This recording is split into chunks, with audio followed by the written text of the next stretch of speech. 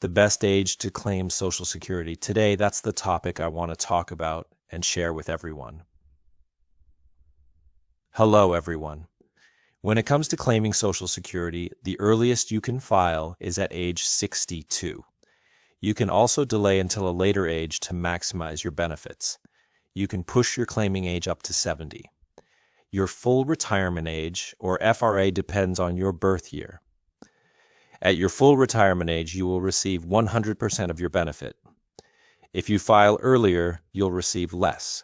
But if you don't want to file at your FRA, you can continue to delay up until age 70.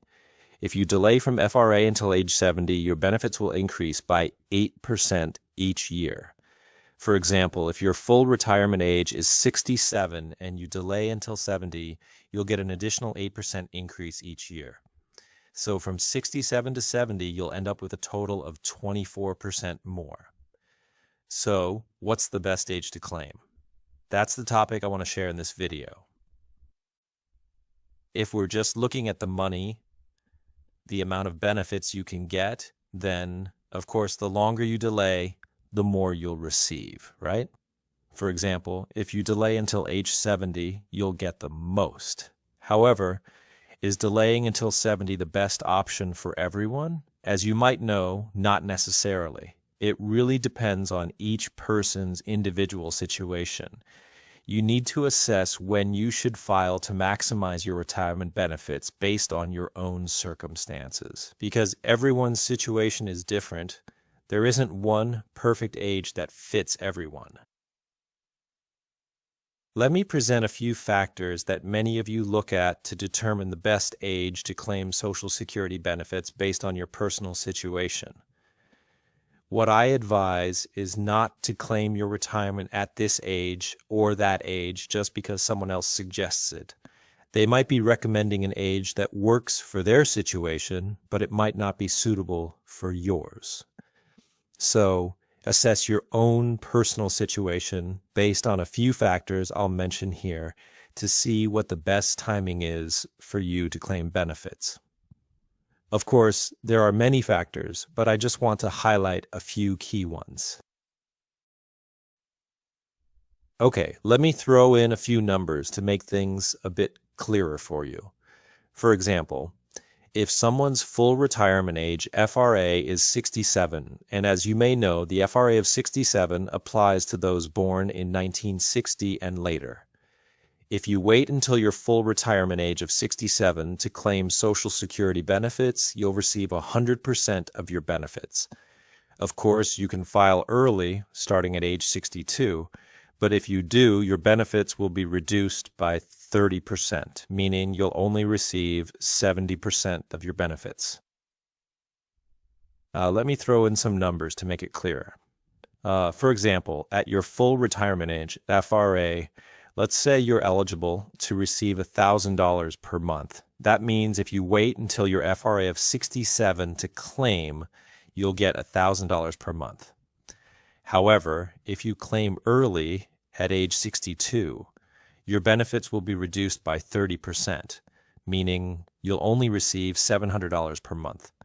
Keep in mind that when you claim early, the reduction is permanent. For example, if you file early and receive $700 a month instead of $1,000, that 30% reduction stays with you for life.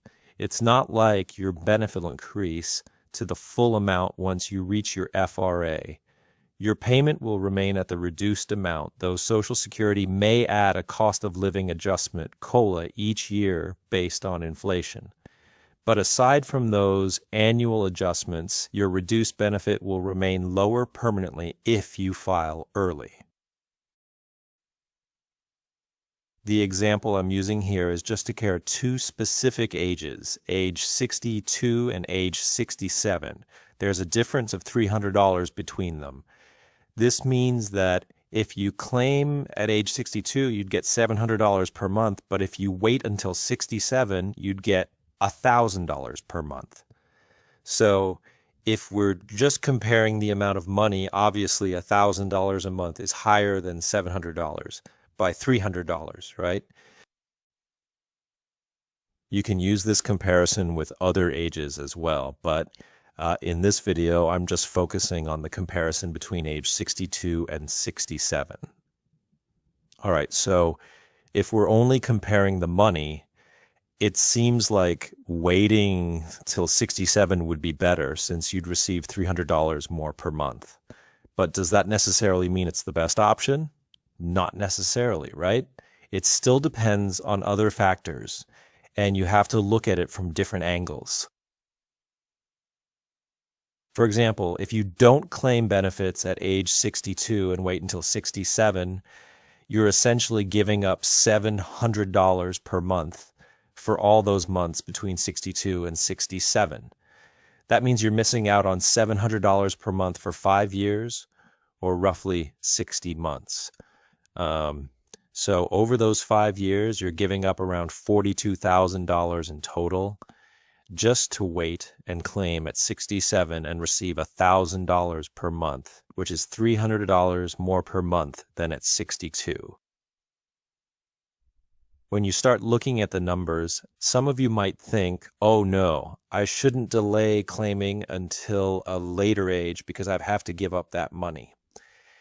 In this case, you'd be missing out on a total of $42,000 by not claiming from age 62 to 67, which is the opportunity cost of waiting in exchange for receiving $300 more per month at age 67.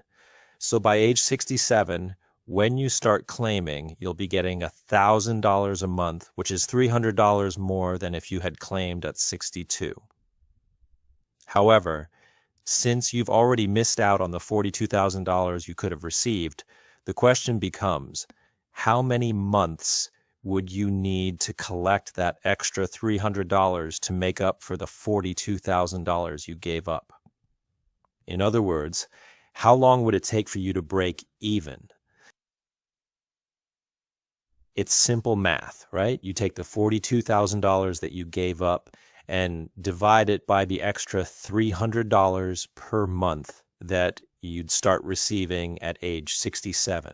That'll tell you how many months it would take to break even. So when you divide $42,000 by $300, you get around 140 months. That's roughly 11 years and 8 months. This means that if you claim at age 67 and get $300 more each month, you'd need to continue collecting for 11 years and 8 months just to break even. Only after that point would you actually start benefiting from the additional $300 per month. That means in this case, if you delay claiming until age 67 to receive $1,000 per month, getting $300 more than at 62, you'd need to live until age 78 and 8 months just to break even. But what if you don't live that long? In that case, you wouldn't come out ahead. This is one of the factors that some of you may need to consider when deciding whether to give up the money you can claim now for a higher amount later. How is your health? What is the value of your money today? Even though the amount you get now may be lower, you can use it while your health is still good, rather than waiting for a higher amount later when you may not have the health to enjoy it. And another factor to consider is whether you need the money right now. If you need money, then obviously this is a source of income, a retirement benefit you can tap into based on the work you've done and the taxes you've paid, right? If you need the money but still choose to delay claiming, that might not be an effective strategy. And other factors you might want to consider are whether you're single or married and whether you have family members who could claim benefits based on your record. Do you have minor children who could receive benefits as well? For example, if your spouse or children are eligible to receive benefits based on your record, but you delay filing, they won't be able to claim those benefits. Social Security rules don't allow your current spouse or your children to claim based on your record until you file.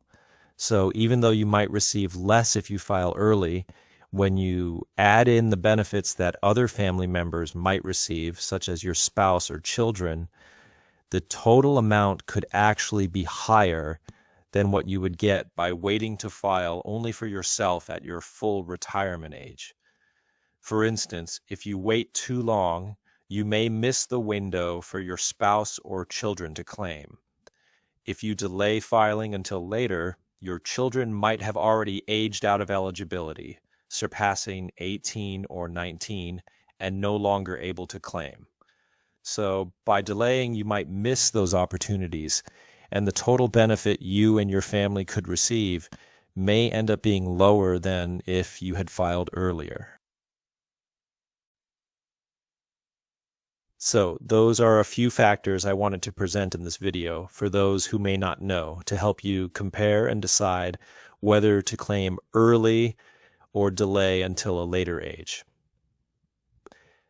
As I mentioned in this video, I only use the example of comparing ages 62 and 67. You can look at other ages to make your comparisons depending on each individual situation. And one or two more things I'd like to share for you to keep in mind, particularly if you're claiming Social Security benefits while still under your full retirement age. This means you're claiming while you're still at an early retirement age. Social Security imposes a limit on the income you can earn from work once you start receiving benefits early. If you continue to work and your earnings exceed that limit, your benefits will be reduced.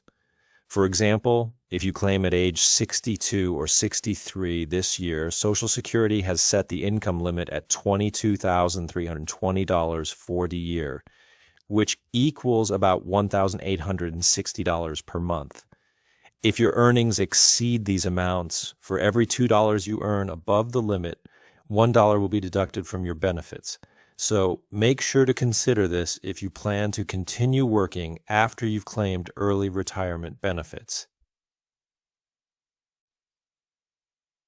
And another thing you need to be aware of is that your Social Security benefits may be subject to taxes, regardless of whether you claim early or at full retirement age. Even though you've already paid taxes on your earnings while working, your Social Security benefits could still be taxed if your total annual income exceeds certain thresholds. For example, if you take half of your annual Social Security benefits and add any other taxable income you have, such as from a part-time job or withdrawals from a 401k or IRA, and your total income is more than $25,000 if filing as a single person, or over $32,000 if filing jointly with a spouse, then 50% to 85% of your Social Security benefits may be subject to federal taxes. Additionally, in some states, you might also have to pay state taxes on your benefits, depending on where you live. So it's important to be aware of these rules and plan accordingly. Okay, so those are a few points I wanted to share in this video. As you can see, when it comes to choosing the best age to claim Social Security benefits, it really depends on each individual's situation, right? There isn't a single perfect age that works for everyone. You should consider and apply a few factors to figure out what age is most suitable for you to claim your benefits. There's no one-size-fits-all answer. That's just a bit of what I wanted to share with you on this topic. If you found this video helpful, please like, share, and subscribe. Thank you very much, and I'll see you in the next video. Take care.